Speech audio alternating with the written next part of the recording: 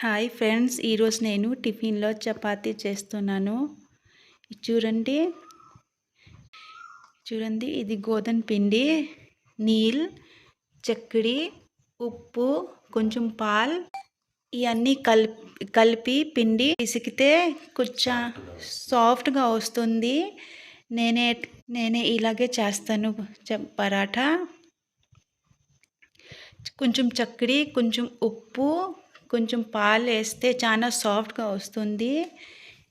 నీళ్ళు కొంచెం వేడిగా ఉంది ఫ్రెండ్, చాలా వేడి కాదు, కొంచెం